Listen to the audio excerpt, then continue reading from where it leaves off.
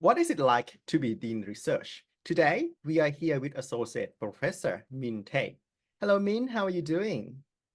I'm good, Park. How are you? Good, thank you. Thank you so much for being here. Now, the first questions, let's talk about what is it like to be a Dean Research? I think well, that's a very broad question. I Yes. do think, first of all, the role itself is really about service, and a lot of it is about some sort of a leadership role. And I think those, in combination of those, is really working with different people, stakeholders, be it within a institution, outside the institution, to perhaps drive goals and to perhaps look at, say, for example, this is our current current landscape of research within, let's say, a school or faculty. How do I look at the next lift? Okay. Thank you. Let me make it to a little bit more narrow. So, if you Yeah. don't mind, like, what do you do in your daily task? Oh, my days of my life. Okay, so that's a different question. A lot of the time, I think it's about working, again, answering questions is one of them, clarifying questions again. Another thing, it's a lot of it is about working with how do we get people to to align with our strategic goals. That's another thing. And again, solving problems where they arise and really working very intensively with our colleagues to make sure things materialize and people are feeling supported. That's my day-to-day job. And it's very important leadership role there. So, what motivates you to take on this task? Because it's actually involve a lot of admin and all sorts of helping other people and all that. So it's take gut to do this position. So what motivates you in the first place? Um, I think it's again, I do think the first thing is about learning. Like you're really learning about something that you might be outside of your comfort zone. Because, for example, if we are, say, a teaching or research academic, our roles are very relatively clear as to what we're doing into our day to day. But when you take on an administrative or a research and leadership role, what you're helping is it or supporting is others to do that role.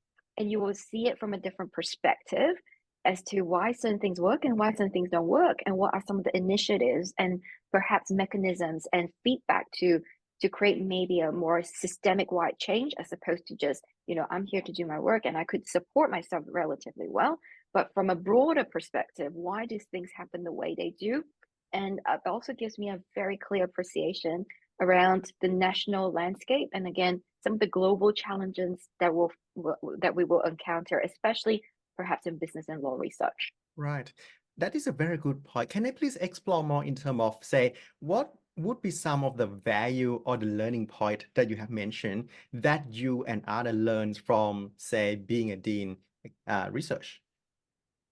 I think the first is working with people. There is never a dull moment. I always tell my colleagues, and not all of us share that. There's never a dull moment. Things change very quickly. How do we disseminate that information? And again, when do we disseminate and how? The other thing is working in depth with a lot of with, for example, the senior leadership team to be able to seek buy-in, because at the end of the day, we need buy-in to be able to achieve and to maybe motivate and drive outcomes. And again, as much as we can provide strategic direction, execution is equally important. So I think the vision and the direction is there, but how do we work with people on the ground and really and in the schools and head of schools, for example, in different leadership roles to make it all materialize. So that's pretty much a very important learning curve. Yes, I would I understand that in this role, there are a lot of tough decisions that you have to make. There are a lot of difficult conversation that you have to speak to people. In some cases, I understand that Dean research also involved in, say, job promotion, recruitment process, and all that. Do you find difficult for you to have difficult conversation with people, and how do you cope with those type of things? Mm. I think the nature of difficult conversations, and I think you've highlighted very well, is that they're difficult, and they're never an easy way to perhaps make a difficult decision come across as something that's often joyous. But what really is important is to be honest with the intent, the why, and also giving a sense of, I think, to be empathetic that it's going to affect people. I think empathy can never be, it's something that's exceptionally important, especially after COVID, for example. It's difficult. Nobody has really lived through something like that that we all know of, and collectively as well. So making sure that these conversations, we understand why it's being done and being authentic in that conversation, avoid sugarcoating it, very, very honest, rather rip the band-aid out rather as opposed to just letting it fester. Some of these conversations need to be had as early as possible. So, let's have it over and done with, and maybe see how we can support the person in the progression. At the end of the day, it's about that moving forward as well. Yes. Thank you so much for sharing that point. Now let's be move to the next part. Say, if Sure. one day I were, if one day I want to become a dean research, Yeah. what would be some of the suggestion that you could, provide to me so that I can prepare myself beforehand? I think a mindset change is important, because at the end of the day, when you're in these roles, like a service and leadership role, it's about service and leadership. And I guess a lot of the time, my decisions is not accountable just for me. It's about really looking at a lot of other different people, different disciplines, you name it, different times in their career. So it is something that we have to take take a look at from a more holistic perspective. And it's not necessarily driven by my own personal agenda, but rather, what is best? What is best for the institution? What is best for perhaps the team? What's best for the school, faculty, you name it. So there's a lot of things to be taken into account. And I do think it's a mindset change. Yes, that is a very important point because a school is very big and then there's so many discipline. Like my school itself, we have law as part of business school and Yeah. and also we have ICT as part of it. And the way they Mhm. use journal ranking is totally different It's one. different. So if we were to come up with say a new workload model, we need to make sure that it's fair and work for all the discipline that Yes. not using the same Yes. type of ranking. So like what you say is actually have to think from a very broad perspective and then make the That's decision right. accordingly. Um, I would assume that you are very busy with lots of meetings and tasks to fix and look after. How do you work on, let's say, time management? Actually, this is a very good question. That is the first thing, perhaps I would say. It's about productivity and time management. So a good colleague once introduced an app called Toggle. I think it was a very important one. It's about putting time to task. So you have a task, you must finish it within this time. So you don't have any options but to finish within that time. So making sure that you contain your task to specific time frames was one of the things that will help.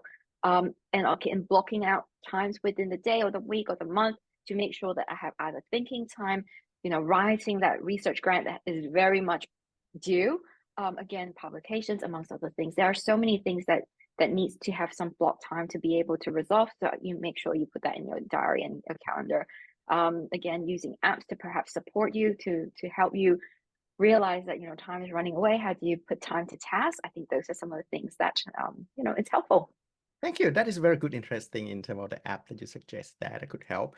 Now, if I were to touch back in terms of me wanting to become a dean research, what could be some of earlier or a service role that I could take as a pathway to this dean positions? Hmm. Good question. I think so. For example, it depends actually on institutional structure. So every institution has a different pathway, perhaps. So we do have what we call a director of graduate research, which is really working with HDR students and supervisors. So that was a pathway. Again, being involved in research conversations, if you have opportunities to be part of research committees, I think that's one of the roles. University research committees, I think those are the things where it broadens your opportunity and perspectives on research, and having a more of university-wide or national sort of a perspective. I think those are very important stepping stones. Thank you. I think that is a very good suggestion there. Um, right. Let's ask about an aspect that you think you did well, very well, that lead you to where you are today as a dean research. So what would be that one or two or a few aspects that you think lead you to where you are? Um, I would have to say it was not an intentional, it's not something that I did by design. It was just something where it just sort of happened that way and opportunity opened itself. I do think being prepared is important in the sense that, you are learning. One of the things where I feel it's worthwhile keeping an eye out for is understanding policies, university policies, and understand all these different frameworks that the government has for especially higher education. That's something that definitely helped.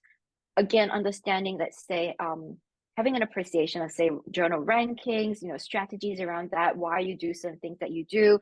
As you asked, grants, like how do we, if you were tasked with having to strategize around, let's say, initiatives for improving grant income in the next 3 years, what would that look like? So I think these are the things where you personally would try to do on your day-to-day operations, and subsequently maybe thinking about it, how you can scale it. You might not be the driving factor in all this, but some of these best practices you would have learned from elsewhere, be it your mentors, be it from your own personal experience, be it from colleagues you work with, you name it. And it's about bringing it to the fore. And I think it's every day, it's learning. It's not something that you will end up somewhere because you aim to be, but at some point these opportunities open up for take, and whether you feel you're comfortable and prepared. And some of these questions that tends to be asked is bigger than just one discipline. Again, having an appreciation, a holistic view around what quality looks like across the board is equally important. Wow, I think continuous learning is actually very important. Now, if I were to touch on my personal point, there was a very brief moment that I was an acting associate head of school research Yeah. for a very brief time, and I can tell that there were a lot of things happening throughout, and then the learning is keep going, the adaptation, mindset of exploring something new, dealing with problem. This is not an easy task at all as a dean research that you're doing. So I really admire you, and wish everybody who want to take this role in the future, best of their luck. Thank you so much for your conversation today. And this is what is it like to be a dean research with Associate Professor Min Tay. Thank you so much, Min, for your time today. Thank you, Part, and thank you for having me. Thank you. Bye-bye.